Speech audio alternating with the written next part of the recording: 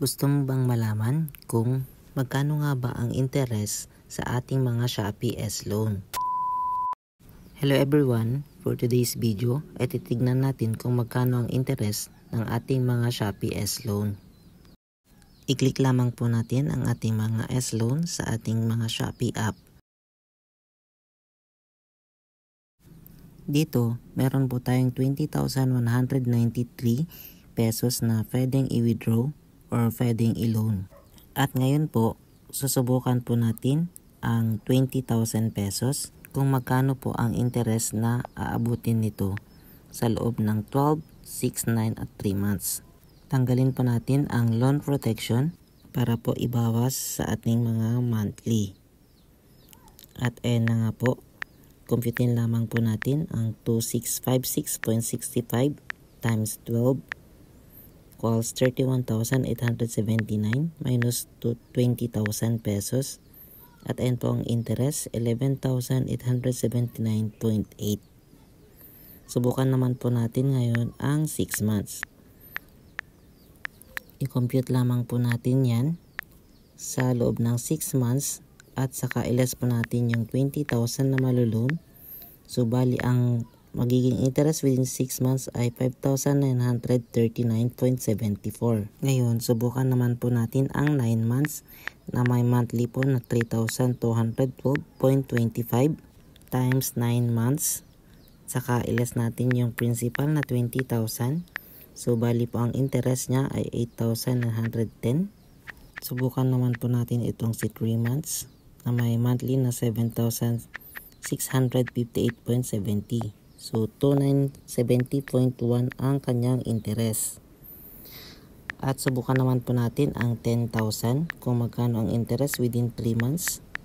So, bali ang na-compute po natin na interest ay 1,485.05. Pag dito naman po sa 6 months, computein din po natin.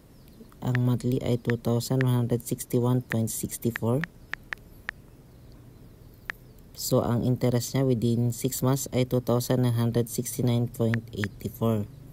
So, meron pong admin fee or equivalent sa 1% po pag tayo ay nag-withdraw sa ating mga Shopee S-Loan. So, halimbawa, ang ilo-loan po natin ay 10,000. Ang admin fee ng 10,000 or yung 1% po niya is 100. So, ang matatanggap nyo na po ay 9,900.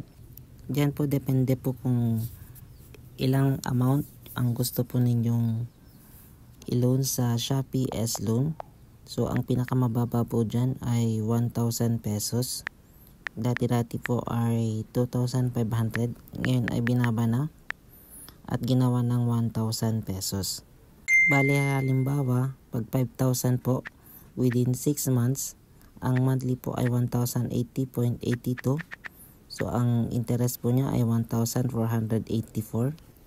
Dito naman po sa 9 months, ang monthly niya ay 803.06. So, ang magiging interest po niyan ay 227.54. At ngayon, subukan naman po natin sa 3 months. Makikita po natin yan. Ang monthly niya ay 1,914.18. Times lamang po natin ng 3 months. So, bali ang interest po within 3 months ay 742.54 pesos. Ngayon ay subukan naman po natin ang 1,000. So, makikita po natin dyan ang 3 months ng 1,000 ay 148.52 ang interest. Dito naman po sa 6 months, ang makikita po natin dyan na interest niya within 6 months ay 296.96 pesos. At dito naman po sa 9 months, nakita po natin dyan ang interest ay 445.49. At sa pinakahuli, ang 12 months, makikita po natin dyan na 593.96 ang magiging interest within 12 months. So, dito pa lang po sa app, makikita nyo na po ang interest. Makukompute nyo na po kung ilan po yung makukuha ninyo at ilan yung magiging interest. So, thank you so much. Sana may natutunan po ulit kayo sa aking video ngayon. Huwag niyo po kakalimutang pindutin ang subscribe button at bell all para lagi po kayong updated sa lahat ng ating mga bagong content.